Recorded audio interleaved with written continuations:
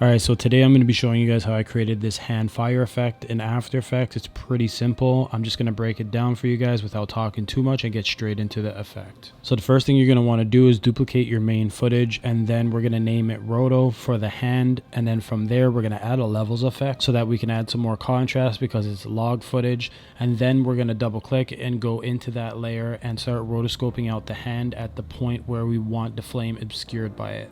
Now duplicate that same base footage and we're going to follow the exact same concept, but this time we're going to do it for the whole body, and the reason we're doing this is so that we can create the matte for the relighting after. Now we're going to create a null, and then we're going to open up Mocha, and we're going to create a mask around the hand and then track it forward, and this is going to be so that the flame can actually track with the hand while it's moving inside the scene. Now drag and drop in your fire asset, and from there I want you to put that underneath of the hand roto layer. From there you're going to parent it to the null, and then you're going to change its screen blending mode to add. To match the fire into the scene, I added a tint effect to mute the colors, then I added my first curves effect and dropped the highlights to match the highlights inside of the scene with the log footage. Then I added a curves effect again, increasing the reds and then dropping the blues to create an orange tone inside of it to make it look more realistic like firewood. Then I selected the asset, the hand roto, and the track null layer. I pre-composed them all together, and when I was inside of there, I added a black fill effect to the hand so that when we change the blending mode, it would actually make it disappear, and then the light wrap would occur when you put a glow on it.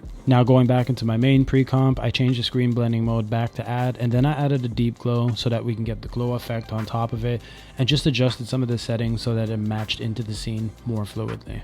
Now using that body roto layer that we had, we actually put a tint on it to mute the colors once again. Then we added a levels effect, and then we crushed it until we found only the highlights exposed. And this is a technique that we're using as a Lumimat so that we can actually create the highlights from the fire on his body reflecting. From here you duplicate the fire asset, and then after that you add an exposure effect to it, and then use a fast box blur on top of it so that we can spread it out. Then we select the body layer and we use that as a Lumimat for the fire, and this will make it look like the fire is actually relighting on his body, because if fire was there, it would actually be flickering the same way onto your body and relighting you. And from here it was just a matter of tweaking different things so that we can finalize the results, and just going back to make sure that everything looked really good, and then adding your color grade on top of it just to bring the whole image together. But yeah, that's the basics on how I created this effect.